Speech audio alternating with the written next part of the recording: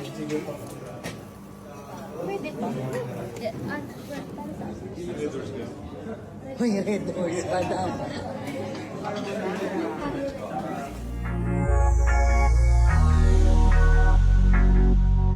Ngayon ngang Good Friday ay mayroong salo-salo sa bahay ni Vic Soto at Pauline Luna. Makikita nga dito ang miyembro ng Soto family. Malaking angkan nga ang pamilya ni Vic Soto. Kaya naman dito madalas napipili sa bahay ni Pauline Luna at Vic Soto dahil mayroon ngang malawak na lugar ang bahay ni Pauline at nitong si Vic.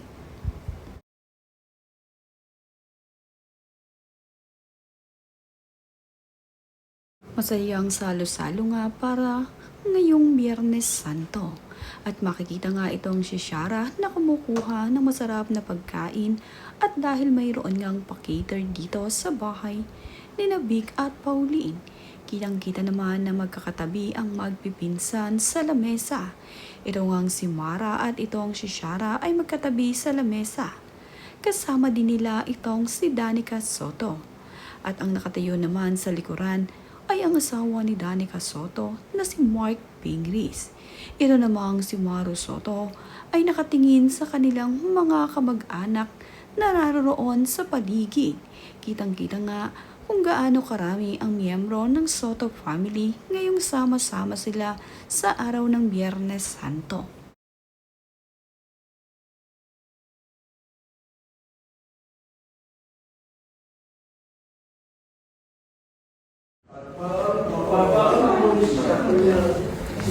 Yarang tayo ay binigyan ng Diyos ng munting lugar.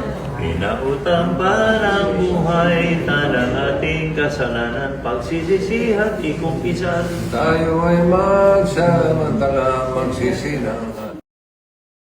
Unang tradisyon na nga ng pamilya ni Vic Soto ang magkaroon ng pabasa sa tuwing Biyernes Santo. At ito namang magkakapatid na Tito, Vic, Maru at Bal ay sama-sama na nagbabasa.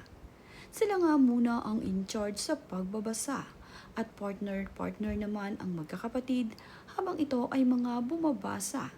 Ito nga si Tito at itong si Maru ang magkasabay at ang magkasunod naman na babasa ay ito nga si Vic at itong si Bal.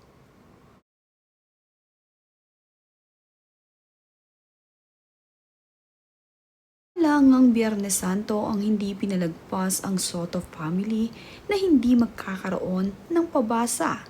Ito nga ay naging tradisyon na ng Soto family na sa tuwing Biyernes Santo ay mayroon silang pabasa at muli silang nagkakasama-sama at ito na rin ang kanilang get-together para sa kanilang selebrasyon ng Good Friday. Taunang tradisyon ng Soto family sa kanilang pamilya.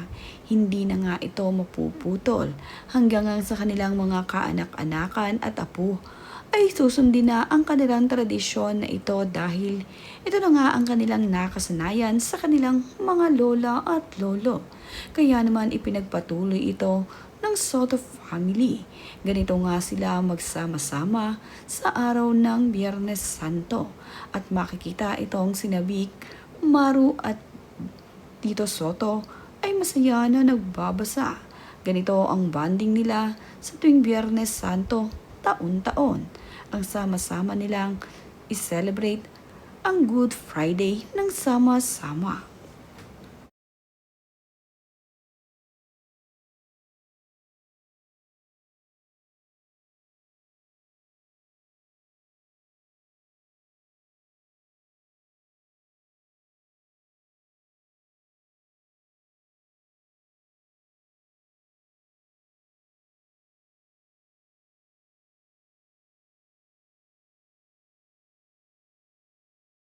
Sa inyo hindi tatalaban mga hirap. Minsan, emperador na binyagan, Sa kasi Santa Elena, inang kapalan, pagbati ng Diyos Ama, tinalo ng Haring si Constantino.